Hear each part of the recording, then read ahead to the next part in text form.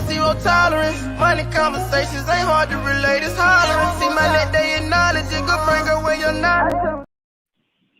Good evening, ladies and gentlemen. Welcome to the one and the only Rumboyz Fantasy Network. Make sure that you hit the like button. Make sure that you subscribe here onto our YouTube channel as well. That was a promo really quick from our homies over at GLD. Get iced up, get dripped up and dripped down with your favorite sports team. You see I'm rocking my Dodgers chain right now. You know we haven't done shit in the all season right now.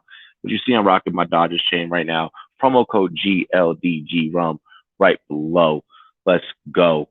Also want to shout out our homies over at All 22. All 22 promo code Rumboyz, 40% off the purchase price for the hottest fantasy football format out on the market right now, where you get to draft a full 53-man roster. If you feel like you are a fantasy football guru, just a football guru in general, get on over there and check out what the homies over at PFF are doing at all22.com. Link is in the description. And also I want to shout out our homies over at Champions Round. Champions Round. Play our daily dozens. Use the link in the description. Play our daily dozens. $12 entry. You get 7 props out of 12. You could win $2,400. $2,400. Who doesn't want $2,400 added to their bank account? I got the homie Jamie backstage. What is good? What is good? What's up, man? Dude, I love that GLD promo. That was fucking tight. Hey, shout out to the homies over at GLD putting that together. I mean, and what's dope really quick, like before we get into like the show, like about like their products is like, you know, like you can get like you know, a team chain like me, you know, and it's not like you know, expensive at all. You know, 18 carats, you know, 0.5 QZs, you know, it feels real, it looks real, you know, and everything like that. But then you can also head over to like their other side of the site, and you really want to run up your price tag. They will throw real diamonds into your shit, and you can go there. Yeah. So just saying, they've hooked up a lot of rappers. You know, they've hooked up a lot of NFL players, a lot of celebrities. They're officially licensed and partnered with the NFL, MLB, NBA, NHL, NCAA, Marvel, you name it. Currently sweating pin plus 16.5. Cash it. Life is good. You hit that, so you were able to hit that. If you were able to hit pin right now at plus 16.5, you just cashed out on it, bro. Big props to you. Big props to you. Hell no, hell yeah. Says Bears. Oh, we're starting off like that. Cheers to me. Cheers to you, all the Rumboyz and girls. What a do, dilly. Let's go ahead and get into the show. So first things first that I am going to bring up is Baker Mayfield to the Los Angeles Rams. What are your thoughts? I mean, it's a good move for the future, I guess. I just don't see anything happening right now. I mean, they don't have any capital next year, right? So they can't draft a guy. I don't think they could draft a guy the year after. And if they do, it's just going to be a developmental person anyway. So Stafford, man, he might be done. Like, he had that spinal injury. So what's to say he's going to play again? He's already got a Super Bowl, or he's got his money. It's just a future move, I think. Bears are eliminated from the playoffs. No, I'm in agreement with you. And Mike had brought up a very similar take on Monday night when we were last on air, and we kind of really started, you know, and even when he was waived, I believe we talked about it, you know, as well Sunday. We talked about it as well Friday night. We brought this up, you know, throughout the course of the last couple of weeks, and I bring that up that what was stated here on this show is exactly on this channel is exactly what happened. Everyone's like, oh, 49ers, and we kept telling everybody they have Josh Johnson on the practice squad. Kept telling everybody Bryce Purdy looked pretty good, and Shanahan's underneath the belief that he can plug and play any guy in that system and they could be able to make it work. And it's been proven that way. I don't think, and we say, we didn't believe that they were going to try and go after Baker, even though Baker still tried to force his way into that San Fran offense. With that being said, and with that being stated, okay, you're absolutely correct. The Rams going with him is the best case scenario for that organization in terms of having a bridge, especially not having any picks, especially not having not being able to be able to build. You have Cooper Kupp, and when he comes back healthy, Baker will be able to link up with him, and maybe you can make something work with him. You still got Aaron Donald over there on the defense. Even Van Jefferson, he's a speedy guy. Exactly. Like you still have pieces, but to expect this team at any given point to be Super Bowl caliber, hell no. Now, who knows? I mean, McVay has also been one of those guys to kind of go out there and prove, like, hey, I can make some things happen with a little to nothing quarterback. He started off with Jared Goff. So, I mean, who knows what Baker can become in that system. And maybe it's just a case of Baker being a system QB. Yep. Aiden asks, Swift, Jamal Williams, or James Cook in PPR with Kenny Walker being doubtful. Yeah, I don't think Walker's playing. I feel like Swift's outing last week, we could almost chalk it up to he showed flashes. I mean, he outscored Jamal. He had 18 touches, I think 6 through the air. He didn't have a gun. He had brass knuckles. He played over 50% of the snaps for the first time in how long? And yeah, it was funny because someone asked me last Wednesday. He was like, "Who do I start, Jamal or Swift?" I was like, Jamal. But then when I was going through my lineups on Saturday, I had to say, "What's up, Gator?" I actually put Swift over Jamal in my lineup. And he texted me on Sunday night or Monday morning. He's like, "Damn, man, I played Jamal and Swift went off." I'm like, "You should have asked us on Sunday, like join the Sunday morning shows. We probably told you different." Jamal also still provides you a safe floor. So there is that as well. And I have no problems with playing with it being the playoffs, so on and so forth. I have no problems with you either A, swinging for the fences, or B, playing that safe floor. I bring this up to where both are probably your more viable options outside of a James Cook at this given moment. Even though James Cook is starting like he's coming along,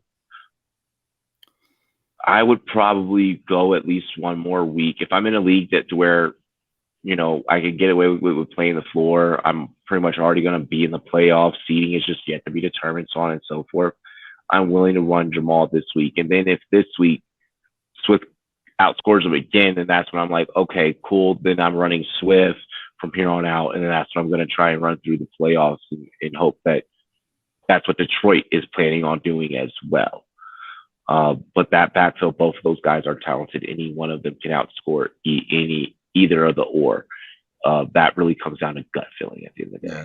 How's Minnesota's rush defense, and how are they against the pass-catching running backs? So I'm pretty sure that the pass-catching running backs seem to score more when they face the Vikings, right? So can you look that up? Hey, while you're looking that up, let me throw my 2 cents in on that Swift, Jamal, and James Cook. Here's what I would tell you about James Cook right now.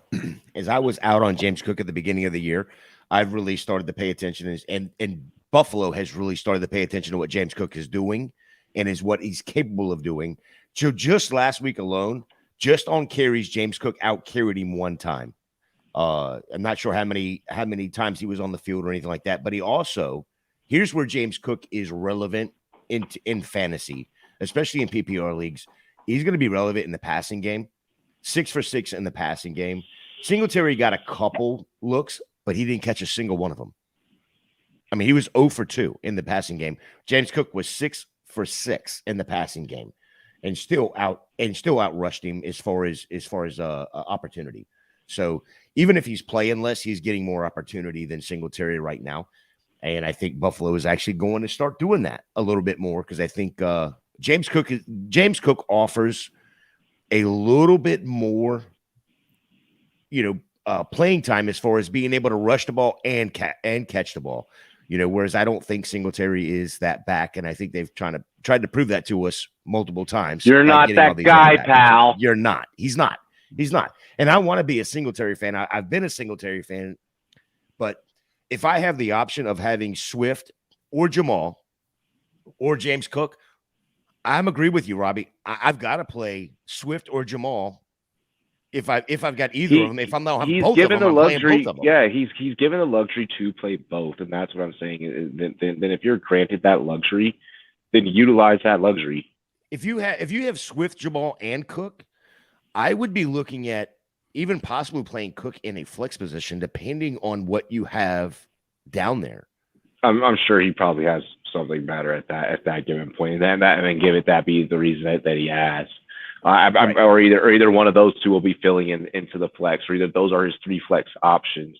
Knowing Aiden, just lost Lamar. Who do I start? Carr, Daniel Jones, a guy that just looks like he plays quarterback at fucking Duke still, or the Ravens backup Tyler Huntley.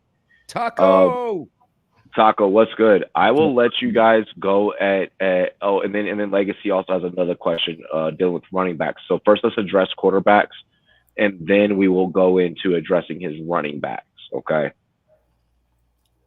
Mm-hmm. Who you want to go first?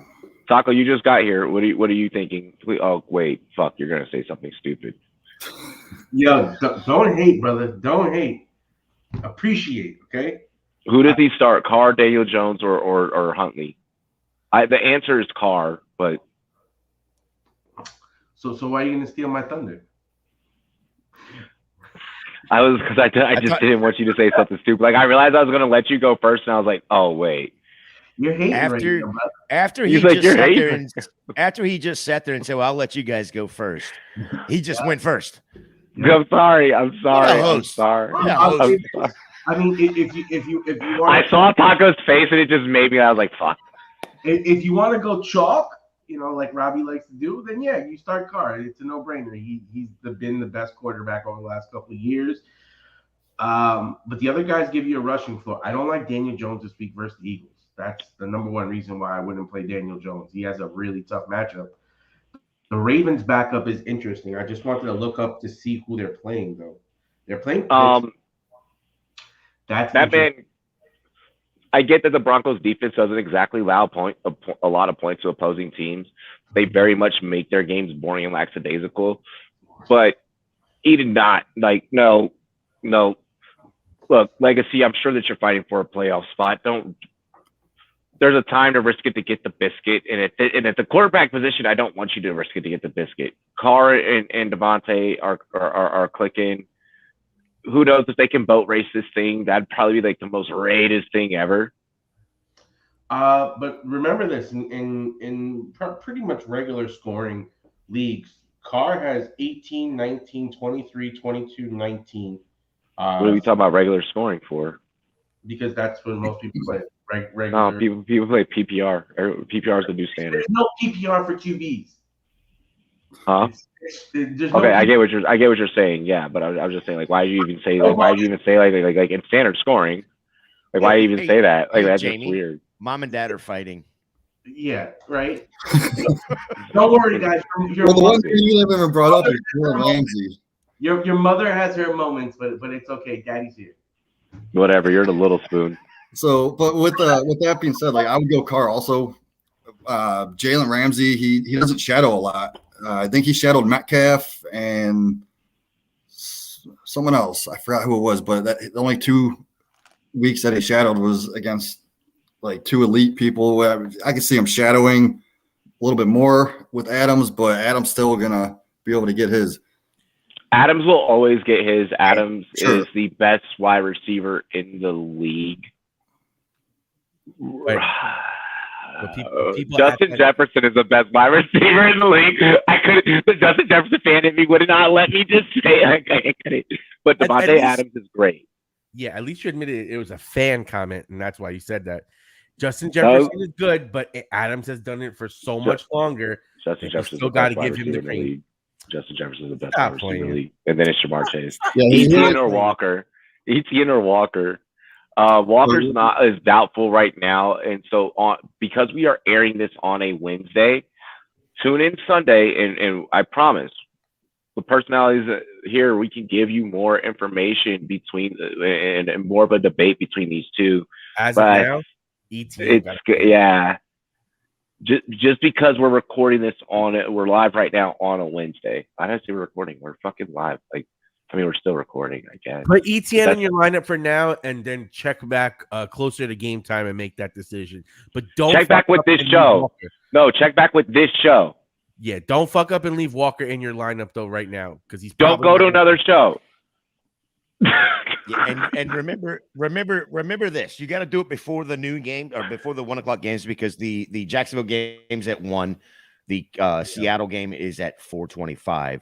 So you've got to make that last minute decision. Right now, I'm with you guys. I would be taking ETN right now because the injury that Walker has, and the way it was explained to me was exactly it's a 2 to 3 week injury.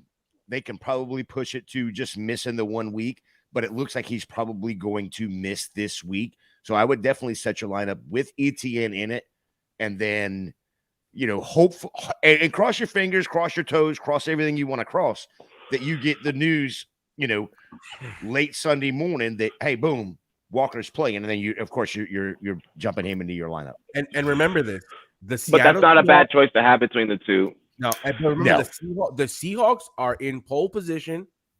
They are a playoff team, and in the playoffs, Walker is going to be necessary for them to go anywhere. They're going to treat him with some kid gloves. I could see him sitting at least the next 2 weeks, full well knowing that they have enough of a lead in that division that they don't have to rush him. He came in off of an injury in college, if I remember correctly, right? He had an injury in his or was it in preseason? He had an injury to start the season. That was part of the reason why his value dropped. Now he has another injury, and I don't see the Seahawks rushing him back. I think he'll be. I think he'll be fine when he returns. If the Seahawks are smart to take their time with him. Yeah, exactly. Gabe, Juju, Myers. This isn't even a question. It's not even a question. You cannot consider putting Gabe Davis in your lineup. You cannot. You cannot. He is a boomer bust to the highest order. It's Juju all day. Yeah, I'll give you that. For me, it comes down to Gabe Davis or Juju. Well, fuck. No. Well, Myers they're playing Cardinals. They're playing the Bills are playing the Jets. Yeah, but the Patriots are playing the Cardinals, which is horrible secondary. I don't trust them enough to be throwing the ball. Every time one of us on this panel has said Cardinals horrible secondary, Murphy or freaking Buda Baker come out and do something incredible and just shut us up. I'm not with that. I'm not. I would lean Myers because of the defensive secondary, but then I just looked and saw who KC's playing. The Broncos, I just saw that. Yeah. So I'm like, oh my God, this is a coin flip, in my opinion. Juju could have. So who's Surtain going to be covering? But Juju could have 6 for 120, or he could have 6 for 12. Juju, since week 9, has fallen off a cliff. Like he started. He had the concussion. So give him a little bit of credit for the concussion. He had the concussion. So that was 2 weeks. Then last week he I don't even know if he showed up last week. I don't remember what he had last week. Last week he had four targets, 3 catches, 35 yards. Yeah, for so me, it's Myers. It comes down to those first two. If Buffalo can do what Minnesota did last week, then maybe Gabe Davis gets some open looks. What week was it that Buffalo played? That was just a couple weeks ago. Buffalo and the Jets played. The Buffalo and the Jets played. Was it week? They went tit for tat. I believe. They played week 9. Week 9. All right. So here's the that Jets defense is a mauling defense. Yeah, and they're damn good. Let's see what did Gabe do in that game? I'll say this after reevaluating and looking at the numbers, I want to walk back what I said. I would play Gabe Davis in this matchup because even though he's been bad in most cases compared to your other options, I trust him a little bit more. If you look at his score, it's Gabe Davis or Juju for me. Gabe Davis. It's Myers. I just don't trust just because of the the New England Patriots as a whole, right? Yeah. I'm Gabe Davis or Juju. I'm willing to trust more so this week, even though despite both of them being in divisional matchups. Yes. You just now have to ask yourself which divisional matchup gives you the best scoring opportunity and the best target market share opportunity between these two. That Broncos defense holds opposing offenses pretty much close to under about 21 points.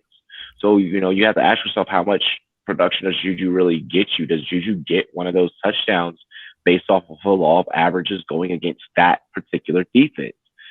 Whereas with the Jets, we have seen this defense can allow points, and this defense can also limit you to points. It is a matter of who you believe in more. I almost feel like I lean more Gabe. Yeah, and I'll couple it with this. In his last 4 games, he's had 6 catches for 93 yards and a touchdown. He's had 5 catches for 68 yards. He's had 4 catches for 38 yards. And then in the last game, he had 2 catches for 15 yards and a touchdown. Now, while he has been kind of not getting the volume that we'd like, and we wish he'd be performing better because I know he was a darling coming in, he still offers you big play upside. And for what it's worth, all it takes is one pass for 50 yards, and that's a touchdown for Gabe Davis. Whereas with Juju, you kind of don't have that home run. Yes, he can get a home run, but you're talking about a much better home run hitter than Gabe Davis. Gabe Davis is like fucking, I don't want to say Aaron Judge, but he's that kind of a guy. Anytime he gets out there. You only said that because you got him back today. After I told you that you were wrong. Listen. I love how Taco went back 4 weeks. He didn't want to go back 5 weeks because 5 weeks ago, Gabe Davis played the Jets and he was 3 for 5 for 33 yards. I'm sorry, 2 for 5 for 33 yards. Yes. At the same time, and this is why I don't targets. This is why I don't want to fuck with the Jets defense, because Stephon Diggs 5 for 10 in that exact same game. It's not like they weren't throwing the ball. Now he got 93 yards off the 5 catches, but he was targeted 10 times. That's not a Stephon Diggs game. You know what I mean? That Jets defense is a ball hawk mauling defense. Yeah. That was the same game Josh Allen only threw for 200 yards and 2 picks. No touchdowns. Yes. I'm not trying to tell you to not play Gabe Davis. I'm just telling you don't play Gabe Davis against the Jets. But I mean, you could spin stats to the Broncos to see how mauling they are on defense too. I mean, they're both going against tough defenses. Everything you're saying about the Jets here's how I'll put a bow on. Here's the plus side for Gabe Davis. I'll give you the bad. Now I'll give you the good. Right? The Jets have one of the best young corners with Sauce. It makes everyone else around him better. He also does not shadow a ton. He normally plays one side, and I think it's more like it's not even like a 60-40. It's like a 75-25 when he slides to the right-hand side. You know what I mean? So the Bills can pass the ball if they pick and choose when to do it. But Sauce back there, remember the old days? And when I say old days, I'm not talking that long ago, early 2000s, when you had Revis Island. You may just have Sauce area. Yeah, you don't throw to the Sauce. And I'm thinking that that's what it could potentially be. So maybe you don't. If Jets line up trips, maybe you see Davis being used as a single. And you have Diggs part of that trips formation to be able to create some type of distraction. It's gonna be interesting. I You also got DJ Reed, though. I would go. I know. I feel like I would go. I just feel like I would go get Gabe Davis. Like, DJ Reed right here. I'm looking. He's number 5 in routes defended. Like he doesn't allow touchdowns. They're good but that's what we said. That defense is really good. Both those defenses are good. The Broncos as a whole are shit. That defense, if they have one thing going for them, it's that. They have one saving grace, it's that. And with and Myers, that's what's scary.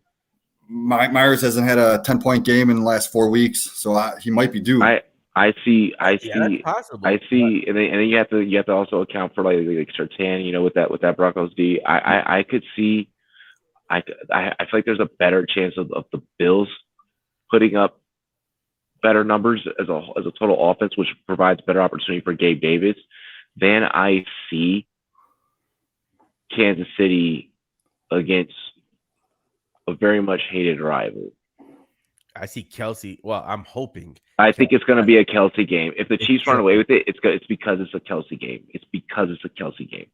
It just feels like it. Bro, I feel it in my bones. It's a Kelsey game. I feel it in my bones. It's a Kelsey game. That's why I'm like, I don't know about Pacheco is probably going to be a heavy. Let's get into this next part. Let's get into this next part here, okay? Because we got to remember we want to keep going, keep everyone entertained. I'm not saying this name, okay? But hear me out. Hear me out. Oh, I can say the last part. Okonkwo. All right, but I'm also, this is the first time I'm really gonna take two people in the chat and combine their questions together, because I feel like a conversation can be had about all the following tight ends: Okonkwo, but then plus Austin Hooper, who was on that Titans offense, with the combination of Kmet. Oh, okay, Kmet's on by. All right, so Hooper, Okonkwo, like, who are we thinking in that Titans tight end room is going to get the best production this week? Man, I played Hooper. It's pretty freaking obvious this year, and I'm not playing Hooper at all. I think he had one good game all year. Yeah, I think it's pretty obvious, especially with not knowing what's going on with Treylon Burks. I don't know if he's going to be back. It's Okonkwo for me. I don't trust Hooper at all.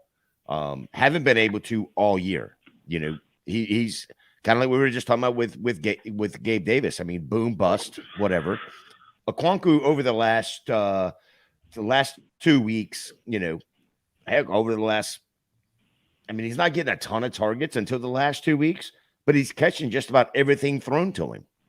We're talking about Ryan Tannehill throwing to him. It's not like he's got a 5-star quarterback throwing to him. Tannehill also has no receivers really this year, but okay. Hooper on there. But that's my point. Is if Burks is not going to be there again this week, then Okonkwo is probably going to. Robert Woods is there, but I mean, is he there? Okonkwo is the only damn receiving option that he has.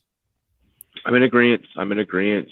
So we can keep all kind of bogging down on Okonkwo. Aiden, with your position, okay, if you're in a position where Okonkwo's not available, okay, all right, then fuck it. We're talking about playoffs here, okay? If that's the only tight end that you have, because Kmet's on a bye, I don't like it. I don't love it. He's on my pros. He's on my pros. He's on my pros versus Joe's team, or pros with Joe's team. And by the way, guys, I made a playoffs in pros with Joe's. That is awesome. I'm gonna be honest. I only tried for 2 matchups against Adam Rank and Bob Harris. Oh, I remember those. Yep. Yeah. So I mean, we made it by the points. And now we're gonna do our best to whoop ass. But yeah, if you absolutely have to, I mean, do it. But I'm probably dropping Hooper for Okonkwo. Yes, I would do that because I'm looking now, and he hasn't had over a 10-point game, not even really over a 5-point game. The only time he had double digits was 3 weeks ago. Did he get 2 touchdowns? He had 2 touchdowns on 4 targets. So If you I look wouldn't and do compare that. the numbers between those 2 wide receivers, Okonkwo is on less catches, having almost the same amount of yards as Hooper each and every one of those games. It just looks like Okonkwo is starting to trend up and become more of that big play tight end for them. And with that, you can hope for a good opportunity. And if I was to bet between the two of them, I probably would lean Okonkwo just because over the last couple of weeks, he's really seemed to be consistent. He's been getting more catches. He's been getting yardage, and it just seems like he, especially with no Burks, he might be leaned on for a couple of more big plays.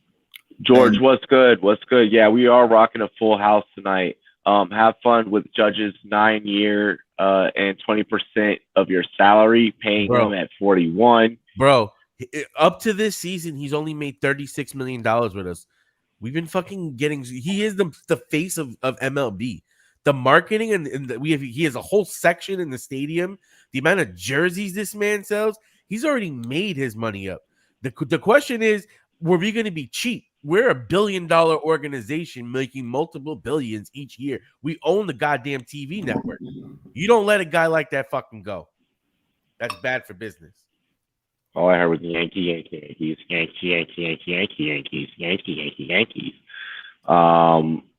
Fuck you.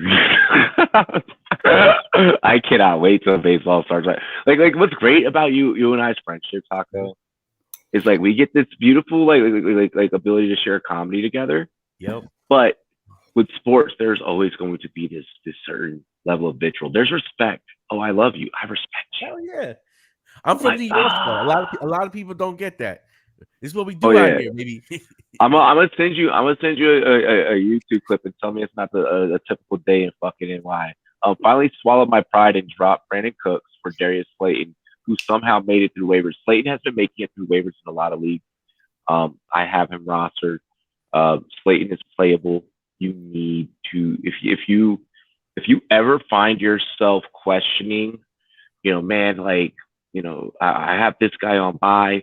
Who am I going to play? And you got Slayton. Slayton's a safe type of play. So I'm with that. Aiden, he is, but I don't trust him. I'm in playoffs, and I know Hooper's going to get 6 for 7 with 4 catches minimum, or is going to get 6 to 7 with 4 catches minimum. I just feel like Aquan is also the better yak guy. But I get what he's saying though. Like it doesn't matter that Okongwu's like equaling him yards on less catches. Those little bit of catches add up because that's 4 extra points that he gets in there, giving him a little bit more cushion. You think he can go Fant? I would probably go Fant. Didn't he catch a touchdown last week? He caught 8 touchdowns last week, but it's been a whole season. Yeah, but he's running a little hot hand. That's not a hot hand. He got a touchdown. Christian Watson is a hot hand. Is Gator on mute? That's multiple touchdowns. No, Gator's about to say something. Yeah, I'm sorry. I was on mute. I was just saying, I'm just going to disagree with Aiden for a second because Hooper has caught 5 targets, has caught 5 receptions 1 time this year.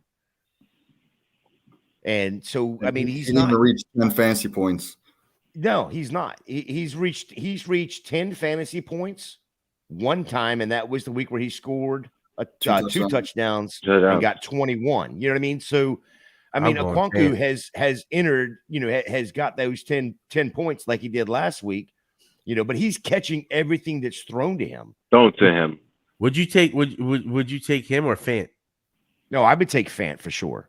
Yeah. Okay, so then we can have an 8. And that was something else I was going to say is, there's got to be better options than on your waiver wire because I mean the tight end landscape right now is it's a wasteland. The tight end from the Broncos. If the tight end from the Broncos is available, that's the guy to get. Dolchich, go grab him and already. He's been rostered. He's going to be he's rostered. He's heavily rostered. 56. He's a top 10 guy right now. He's available in like 50-something% or 40-something% of leagues right now. Available in 0%. I mean, shit. Like I have him top. Hey, real quick, shout out Greg. Shout out George. I saw your comment in the chat earlier on the other show. I appreciate you jumping over there and throwing that out there. So, holla, my brother. Here's what I'll say. Here's what I'll say. Here. You know, going back to what I was touching on with Slayton.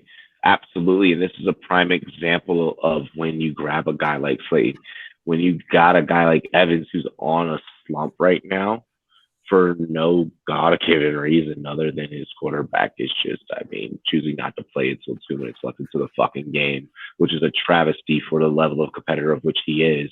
But I'll let that be, Mr. Father Time. You can just handle your business there.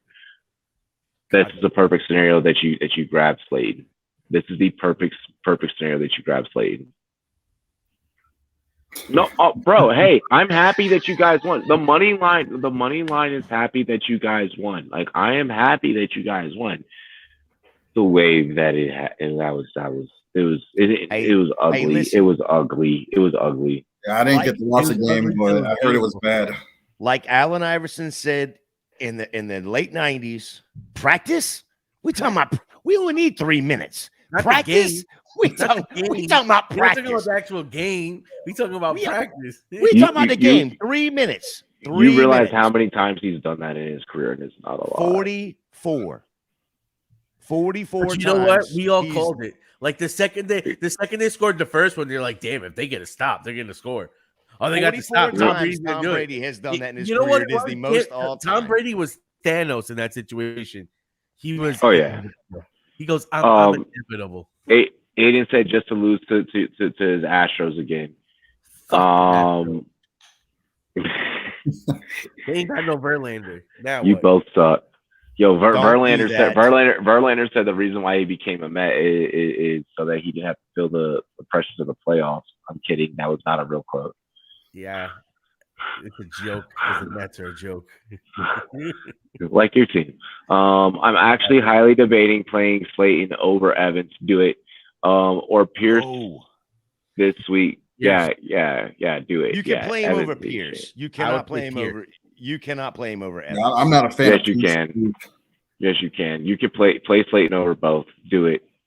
George, I'll see you next week, and then we'll come back and we'll both yell. This week versus do it. Again, I'm gonna double down on what I said earlier. This week versus I helped get George to this point. I know what you're saying, but this week versus the Eagles is gonna be tough. Fuck Just that. saying. Yeah, right. That's exactly. You have nobody else.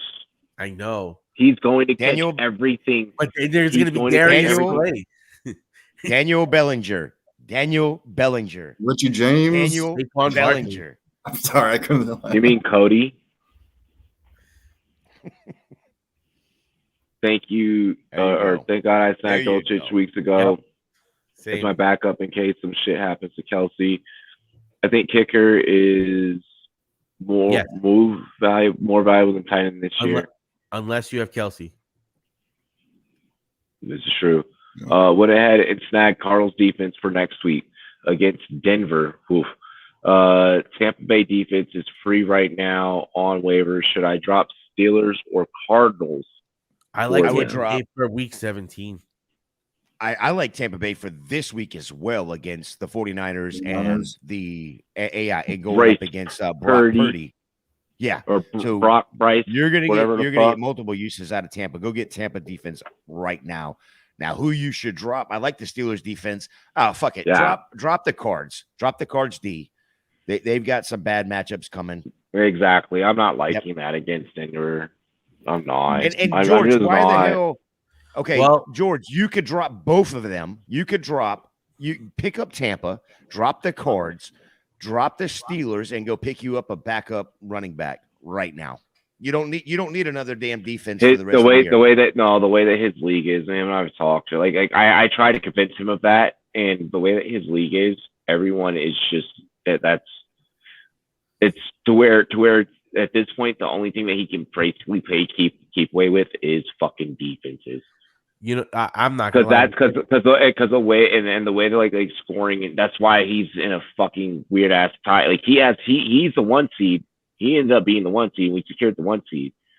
Yeah, But it was like a almost like a damn near like six-way tie for like the 1 seed. But what you're gonna do now is you're gonna look for the matchups for weeks 16 and 17.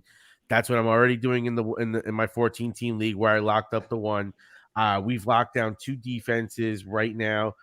We have the Tennessee Titans and the Tampa Bay Buccaneers.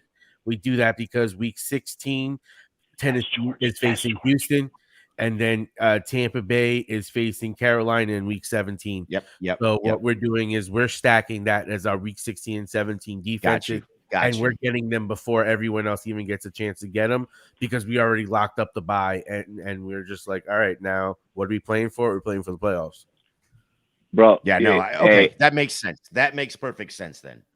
Hey, George, I like this. Keep the Steelers. Don't make whenever I'm and we discussed this before. Whenever I'm playing keep away, my goal is to make the right changes and not make too many changes. And I feel like dropping the Steelers would process, especially with like you mentioned, having Carolina coming up. I feel like dropping the Steelers at this given moment would almost be a travesty. I've had Steelers defense on plenty of rosters that have been championship winning rosters. And that's talking in these last few years. They just have this weird way of playing hard-nosed football and creating turnovers. They lay the hat right on the ball, and it forces fumbles. I mean, it's that. No matter how the rules change, that is one organization that always that somehow can still play the same almost hard-nosed style of football. Everything is just always technical and perfect, and it gets some turnovers. On the defensive side, yes. Yeah. Matthew Wright average. Yeah, so that's going to work out. That's going to work out perfect, George, because you're going to be able to play Tampa this week, or next week rather. You'll be able to play Pittsburgh week 15 because they'll also play Carolina, and then turn right around and play Tampa against Carolina. So you'll get the defense against the horrific offense of Carolina both weeks, back-to-back weeks. So that's going to be nice. Jesus Christ. Exactly. It is beautiful, baby. It's beautiful. Yeah, that's a great move. Good job on that. Good. Man, horrible for your horrible for your league mates letting you allowing you to. Bro, these are every time that him and I message like these are like things that like we're constantly looking at and thinking at. And yes. You're not having to tinker too much. You get the back-to-back Carolinas. They're already in a slump. They're not fighting for shit. Like, well, no, they're fighting. They're fighting. They're fighting for the number 1 overall pick. No. I'll say this. What are they going to call it this year? Tanking for? I mean, they can't call it tanking for Young, or Stroud. You know, like tanking for Tua. You can't do that. So what are they? What is Houston and Carolina doing right now? Collisioning for Caleb. Collisioning. That's 2 years from now. Hey, I tried, man. You asked me to Colluding. make a rhyme. Colluding for Young. They're colluding for Caleb. They're colluding for Caleb. Dumping for Drake. Dumping for Dugan. No. Well, that would be a Carolina move. That would be a Carolina move. I'm an asshole. I just soul trolled TCU fans and whatever the organization is at the same time. I'm sorry, TCU. Okay. But thank you for the amount of money that you won me this year. I do thank you for that. What's up, CB? Bench right now, provided Walker healthy, is Mike Evans, Pierce, Dulcich, Fields, and Slayton. Hold the 2 defenses and roll out the stud Jason Myers at kicker every week. Yes. That's my kicker. That's my kicker. Yes. Yeah. George, go ahead and plan on Walker being out this week. He's my favorite going to be out this week for sure. I love that you just showed some love to kickers, Taco. But I gotta say, my favorite kicker, just as like a pure raw athlete, my dog Evan McPherson. Oh my gosh, that man is a beast. Hey, from yeah. I like Carlson from the Raiders just because Carlton's I've had him nasty. on my team for the last couple of years, and he's always been my sneaky, just set it and forget it guy. This year, for some reason, everyone was up on him, and I got him nowhere. People were drafting him. I was like, all right, I had him in the Scott Fishbowl. Started him every week. Bro, in Fishbowl, that was my shit at the end. I was like, yo, I'm just gonna get some kickers and put them in my lineup. Hey, wait till you win it. Wait till you win a championship with McPherson. Your whole view on kickers changes. You're like, oh my gosh, like people can do this, bro. Yeah. No. Let's see here. No, dude, I love this bench though, George. This bench I give that bench an A. I don't want to go A+ because I don't want to gas you up too much. I give it an A. Pierce, Pollard, pick two. Pierce, Pollard, Foreman. Pollard pretty much a lock in my mind. Foreman is Pollard on the injury report. So really, it's a pick one. It's really a pick one. Foreman. We don't even know Foreman's going to play. We don't even know Foreman's going to play. Yeah. I was about to say Pollard and Pierce for me. Either. Like Foreman could have been fucking healthy, dude. And I still would have said Pollard and Pierce. That's tough. If Here's you're the thing: in PPR, I probably I'd have to look at matchups on that. Foreman has been low key. Yeah, Pierce is playing the boys from Dallas. But here's the thing: we don't know if Foreman's going to play. He tweeted about an hour and a half, 2 hours ago that he was 95% sure. When a player says 95%, it's not 100. I hate it. Yeah, it's not good. So exactly when the player says it, that's when it's like, huh? Yeah. Like your doctor didn't say that, dude. Like your team didn't say that. No, Jamal, but normally players would come out and say, "I'm playing. I am starting. I will." No, this dude comes out and said, "I'm 95% sure I'll play." Yes, George. I don't know if George was here earlier when I brought this up. Yes, that and I think we all kind of you know we all kind of somewhat subtly agree with this theory. Jamal in the flex until Swift fully takes over. As a Jamal Williams roster, I am nervous. I am scared. I see Swift is already starting to command more of the target share. He's doing more with the target share. Did you not just hear the whole bench talk that we just had? Yeah, well, he still provides you a safer floor than anyone else. I would rather go. I look.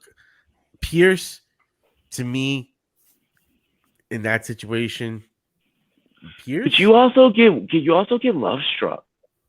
Not love struck. Jamal Williams is very capped. He doesn't get love struck. He doesn't get love struck, but can't fucking just let go of OBJ. Like, what are you talking? I'm starting both of them. I'm starting both of them. Doesn't get love struck. What the? You live in New York. You live in the big city of lights. You live life love struck.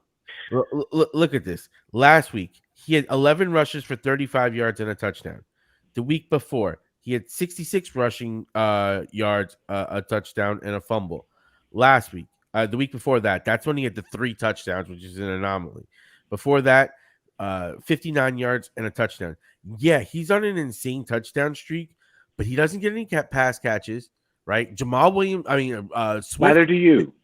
You're right, but when we're playing or comparing Pierce and this guy, I'm looking at you're not getting any of the passing work, and now Swift is starting to elevate and put himself back into that. Williams is still getting the goal line carries. Williams is still getting the goal line carries. You get a touchdown shot with Jamal. But Pierce is the lead back. You can get more than that with Pierce. And I might have a 2 touchdown shot with Jamal. Let me get that. Let me fuck that all night. Hey, real quick. Davis Mills is now the new starting quarterback. Oh, thank God. Yep. I think I'm gonna be able to yeah, I'll actually be able to enjoy my meal tonight. So the Kyle Allen experience is over. It was the dumbest thing ever.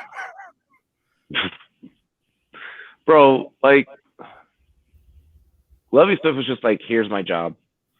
Like, you had it with Davis Mills. Like, you were good. Like, you could have probably kept that job for another 2 years underneath Davis Mills. You did that for 2 games. I now reconsider your whole life choices. So with Mills as a starting quarterback, does that elevate Pierce a little bit for you guys? Yes. You can move him up. Yes, that does elevate. I was nervous Pierce. about starting him this week. 100%. I wouldn't start him this week. I wouldn't start him this No, week. I'm outside the top 24. Well, you got another 6 teams on bye. Yeah, no, I'm not going to start him this running week. back. But I'm gonna enjoy it. Hold on. Here's okay. So here's the thing. I'm not gonna start Pierce this week. Okay. Why not? But what I am going to say is, should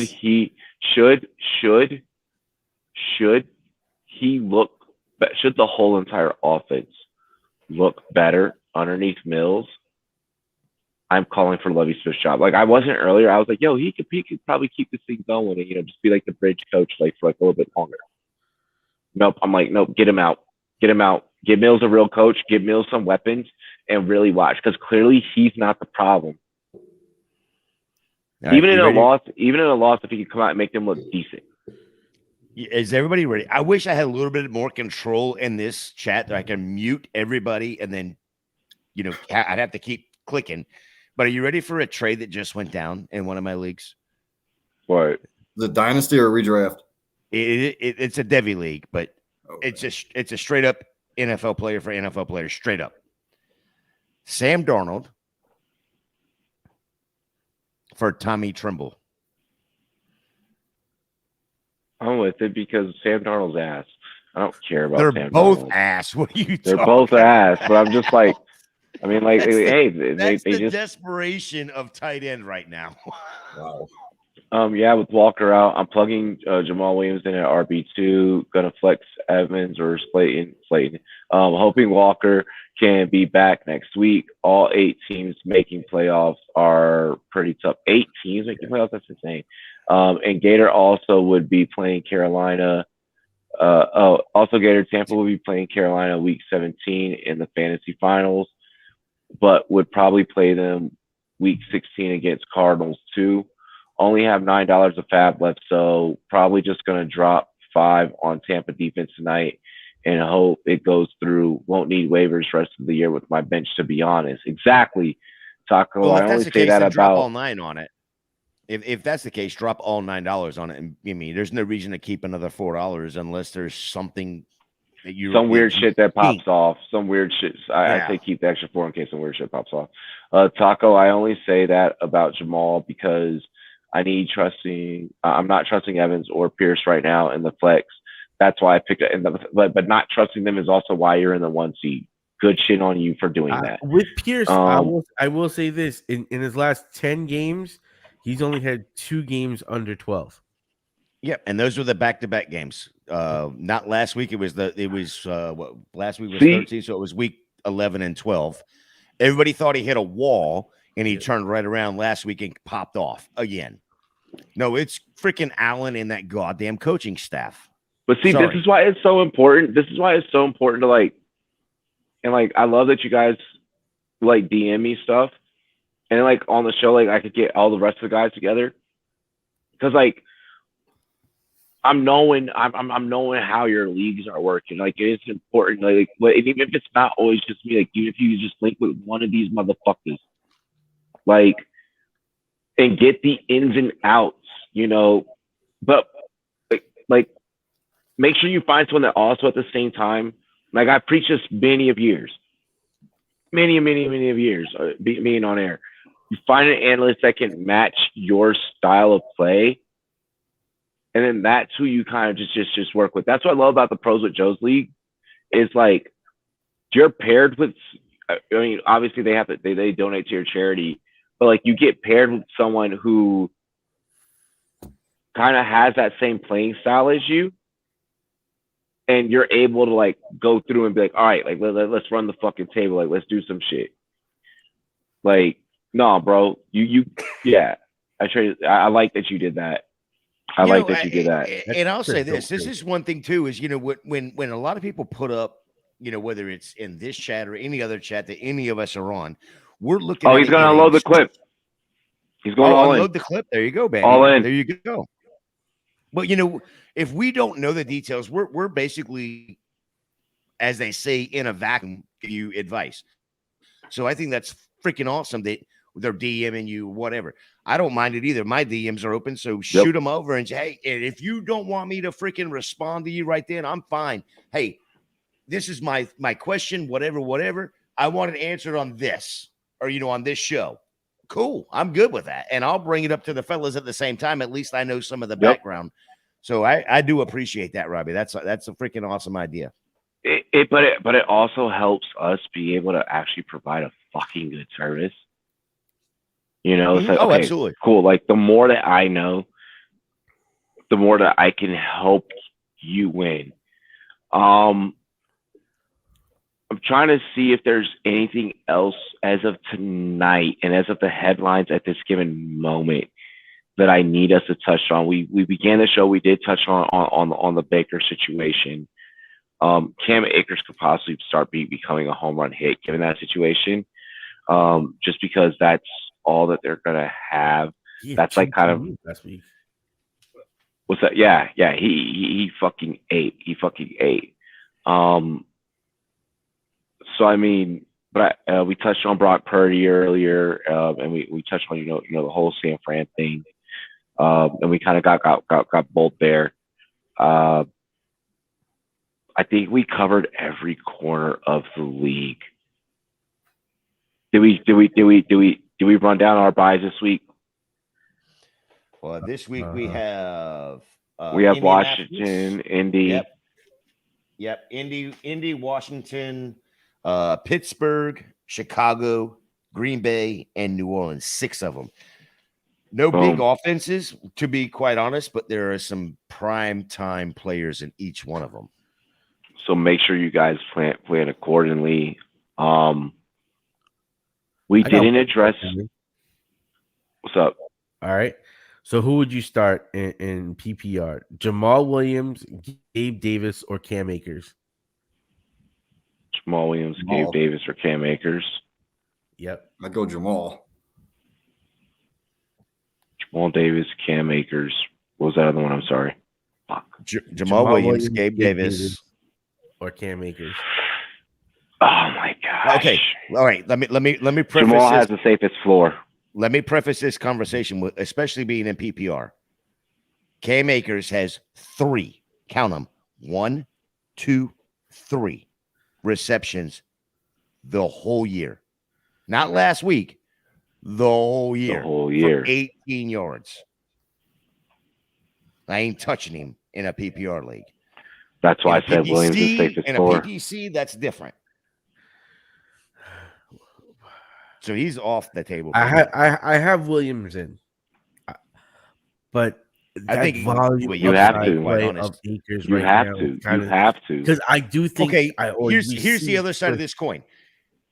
I'll give you a stat that not a lot of people are talking about. Jared Goff has thrown the ball down the field and had the receiver get tackled inside the 2-yard line 12 times this year. 9 of those times, Jamal Williams has had a touchdown on. You gotta go. It's just a thing. It's just a thing. I know that you may not want to.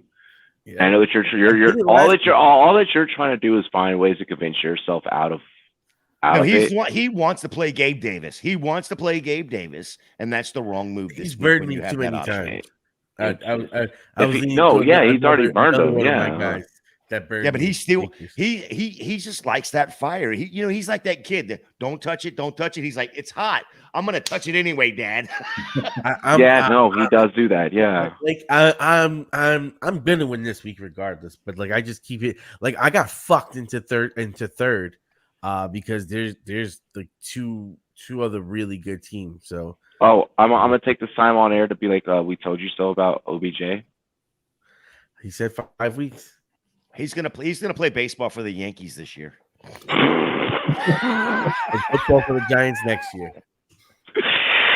Oh my gosh! Hey, at least he's doing it right. Make sure you don't get fucked up. That's no. He got told by the Cowboys said how to do it. The Cowboys said, "Yeah, you the got Cowboys problems." are some fuck boys, though. See, here's the thing. The fact that because he met with, if I believe correctly, he met with New York first. Mm-hmm. He met with Dallas on Tuesday. He had his Yeah. Past week. Yeah, he met with Dallas last. Yes. And I'm sorry, but the fact that you should have not been able to walk out of the first two. You walked out of the first two because the first two behind closed doors probably were like, we need to work out. So then you went to Dallas because of all the hype and the media and everything, hoping that was going to be enough to be your saving grace. And then Jerry was like, thinking that the billionaires, the millionaires, the Billy Billies don't talk to each other. No, the billionaires, them boys is on yachts and shit. They are talking to each other. They are picking up that little. I honestly believe that like billionaires have like a little red phone to call each other. Like they don't have regular phones like you and I. Like they have like a special phone to call each other. That's like you a mean like secure a red line. bat phone? Like a red bat phone? Like a bat phone, yeah. Just Yeah. to like they talk to each other, and like I'm straight like for real, like because you can't convince me that when he met with Buffalo, that Buffalo didn't call the Giants. At the end of the day, like these guys are still fucking friends to some degree. They're not gonna be like, hey, yo, they're not like if things were really, really fucked up, they would have been like, hey, yo, this like this guy's not trying to hustle you. Like, go ahead and sign him. Like, like there would have been some shit. I think that all three knew, and all three spoke to each other as he went from visit to visit to visit. It was like, yeah, something's off. Because we all call. There's something off because he's not wanting to work out for them. And then when from the word that I heard was the Dallas, when they had their meeting, he didn't even want to talk to the doctors. Like he wouldn't let Dallas doctors touch him. How are you going to get a contract? How are you going to get a contract? Actually, no, I take that back. Buffalo's doctors are actually the best in the game. They even refer to it in the show Ballers. The Buffalo's doctors are the best in the game. One of the best shows on HBO, by the way. Period. Yes. The fact that you did not let Buffalo look at you. So egregious. Like you didn't let Buffalo with their state of the art technology. You're lucky that you didn't go to Denver because you would have been sent to UC Health, which is one of the top freaking hospitals in the nation. They're the ones who fixed Peyton Manning's neck. Like the fact that you didn't let Buffalo. Oh, we knew right then and there. We knew. Buffalo doesn't let you in without a physical. Buffalo won't even let you breathe the fucking air. And even if you look at OBJ walking next to like Parsons and all the other athletes, like when he was leaving the Mavs game, you could tell that you're walking a little gingerly. You don't walk the same, bro. You don't move the same. You don't look the same.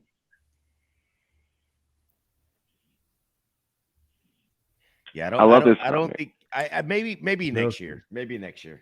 Yeah, exactly. And then there'll never be a regular season and just hops to an already loaded team every season to get an easy championship and contribute little to nothing and act like he's the best. Dude's going to be signing 1 year, $10 million deals the rest of his career. We saw with T.O., we saw with everyone. If he's lucky. I mean, if he's lucky. Dude, I even said, and we even brought up when we had this conversation on Rumboyz After Dark. Does Dallas really need him? Dallas has proven they don't really need him. And I feel like Dallas also was trying to do that as a statement, like as an offense and as a team behind closed doors. They were like, we need to go out there and really show out. It would have been I nice, think, and like the player said, it would have been nice to have him. You didn't need it. no, I think that was if Dallas were to sign, and they could sign him tomorrow, who gives a shit? But if they sign him, that is a show from ownership to the team saying, I believe we're 100% in. That's Jerry all that Jones is. also. Jerry Jones also doesn't want to make it. We have to look at the Cowboys as the Cowboys. Jerry Jones does not want to admit, and I love that. Like, I grew up, so my grandfather was a Washington fan, my uncle was a Giants fan, and my dad was a Cowboys fan. I grew up in a Cowboys home, and then I would go to my Washington home, with my grandfather. And I'm so happy growing up in a Dallas home because you really get to understand their culture and you get to understand their thought process. You really get to understand the psychology of how it got the way that it is. And I'm going to keep it true. It got this way because the owner has gassed you up in such a manner that and riles you up in such a manner. You gas up this OBJ thing so much that when your billionaire buddies got to you, or when you realize, oh shit, you walked away from. I don't think he probably looked at when he walked away from New York as much and walked away from. I think when he walked away from the Buffalo meeting, it's like, okay, you could have went with Josh Allen and them, and you didn't, and you didn't. No, that's someone that's getting all his. You have to no, and this as an NFC fan as well, and as an NFC East fan as well. Jerry does not want to make himself look wrong. If he brings in OBJ, it makes it because those coaches, those GMs, they have no fucking say so. Jerry runs that team. Yeah, Jerry does not want to look wrong. But why wouldn't Odell want to go to all the places first? Let me ask you this: contract decisions. Do you think that this was the smartest move Jerry Jones has ever made? I've never seen Jerry be smarter. I've never seen Jerry be smarter. Period. That was my first thought. I've never seen. Because here's the thing. If he brings in Odell, okay, and I'm breaking to you like two ways. If he brings in Odell, even with the physical, okay, now you have to admit to the rest of those guys in that locker room that you've been promising, you've been building up. Hey guys, I got it wrong. We need another piece in order to get this thing right. Y'all aren't good enough, and now you're fucking with everyone else in that locker room. Jerry, stop it. Look at Jerry. Jerry does not like to get shit wrong. Now here's the second thing. If you bring him in now without a physical, and then he goes up there and tears that shit, now you're like a bigger fucking idiot, and now you're out of money. Well, I don't think he would come back without a physical. Like, I wouldn't do that if I was an owner or a franchise either. So this OBJ shit gets blown out of proportion. He's a wide receiver 3 at best. On any team will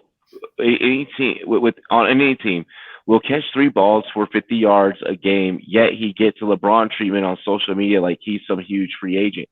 He doesn't even have as many followers as LeBron. Stop. His shoe deal wasn't even worth the same as LeBron's.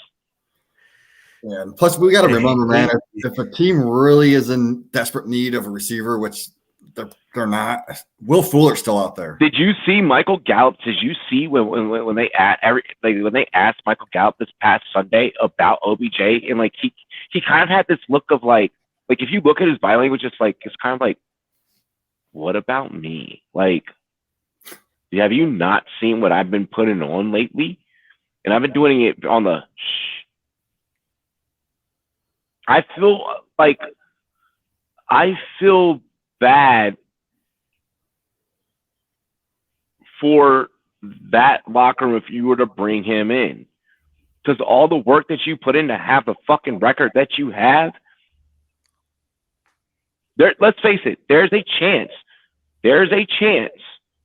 with the way that they are playing right now that you can surpass fucking Philly in the NFC conference. Not the fucking division, motherfucker. The conference. So you gotta Leafs. That's neither. That's neither. I mean, That's neither. Stop the Eagles from signing Sue and some of these other guys. I mean, the Eagles are doing all the right things right. The Eagles are doing all the right things right, but the Eagles are also getting physicals. Like they're doing. Oh yeah. You got to get physical from OBJ. Absolutely. You know, I'm sorry, but to tear your shit in 2022 in the Super Bowl, and then try and come back in the exact same year on the exact same timeline after you already tore that shit as a New York motherfucking Giant and then kept fucking it up because you tried to hurry up and rehabilitate yourself while you were still a Giant, then forced your way off the Giants, tore it up while you were a Brown, kept tearing it up as you were a Brown because you kept trying to force your way back onto the field with the Browns. You're doing the same thing that you've done. You habitually tear up your body. Listen to it for once. Retire. I don't know, retire, but take the retire. time. Retire. No, retire. Did you see T.O. fucking San Francisco? If you need a receiver,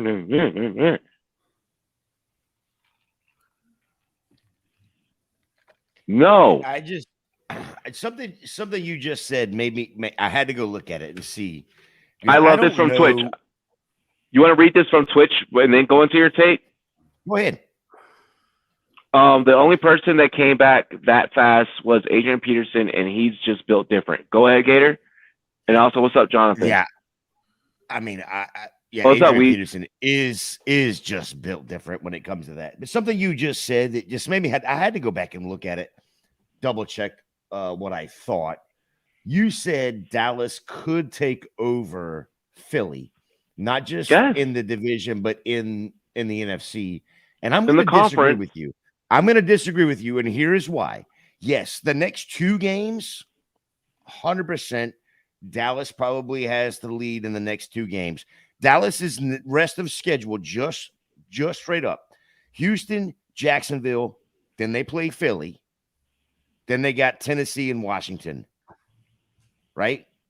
Hey, that's a pretty damn good, easy schedule. Here's Phillies. Giants. It's the NFL.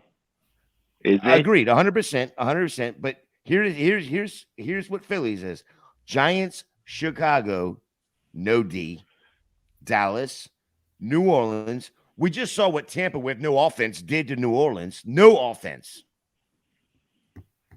And then the Giants again. And if you don't think that New York won't get one of those, you're tired against us. I'm not saying that, but look, Philly right now has a what is it? A 2-game lead, something like that. Yeah. So, I don't know. It's the NFC North or NFC East is an absolute crapshoot. They're all getting in the fucking playoffs. Everybody's getting in the playoffs. Look, and then for guys like you and myself, I don't even know if you play NFC bet, because the volatility within that market, yes, it can net. I mean, it can net you gross, but it can also there can be loss there as well. And then there is this. It doesn't matter who the quarterback is, who the running back is, how many running backs or wide receivers they have, OBJ, whoever. Dallas is going to get into the playoffs as the 1 seed, and then lose, 2 seed, and then lose the very first game. And if Houston could get into the playoffs, Dallas would lose to Houston. like no matter what the conundrum is. No matter what the conundrum is, might be a Skip Bayless take, but Dak could certainly shrink and not play up to his contract. We know that'll happen. We know that'll happen. The traditional weeds, nope. We just got to figure out what happened to your other account, dude. Look, this is the time where every aspect of what we do now becomes that much more high stakes. Everything that we do behind this camera, every take that we make, that is a make or break on a line. That is a make or break on a fantasy lineup. That is a make or break on ECR, or, you know, like, because we're all gonna be contributing to these things, especially, you know, in the off season, you know, rankings and so on and so forth. This is the time period where the nitty gritty of like the real fantasy football work really starts to happen. You know, because now you're really narrowing down, and now you're really filing down. You're also getting ready and you're prepping for the off season, but then you also have to close out, you know, this season in bets, you know. So I'm wishing everyone all of the luck. Best advice I can end the night with is keep an open mind and see things for what they are.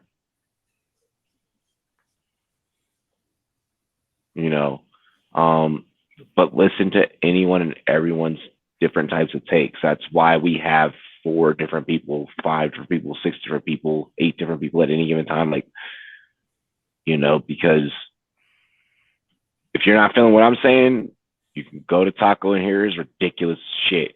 You know, if you don't like what either of us are saying, you know, then you can go to Gator, and he has his 8 monitors pulled up with, you know, a whole data factory that he's just, you know, spitting out like he works at a fucking sperm bank. Fucking Jamie. How do you know about how many kids I have? Legitimately or illegitimately? Jamie is willing to just hear you out, and MJ23. really, The answer is T Higgins. T Higgins. Yeah, it's always T Higgins. T Higgins. Yep, T Higgins. The answer is T Higgins. Yeah, absolutely. I saw that just then. For those that don't know why we're saying T Higgins, Devontae, or T. Other than that, catch us tomorrow night. We'll be here. I'll be on by myself solo for the pregame show. And then I send the link out to the rest of the gang, and we see who turns up for Thursday. And then we also have Friday for Rumboyz After Dark. Saturday, we get to take a break. This will be the last season that we may have a Saturday break. And shh, that's a secret. Shh. My precious. That's a secret. And then Sunday, we are back bright and early Sunday, 11:30 Eastern, 8:30 Pacific. We are live, Rumboyz NFL AM, followed by Rumboyz NFL Rum Zone. 7 hours of commercial-free football action. Other than that, cheers to me, cheers to you, all the Rumboyz and girls. What it do? Dilly, dilly. Dilly, dilly.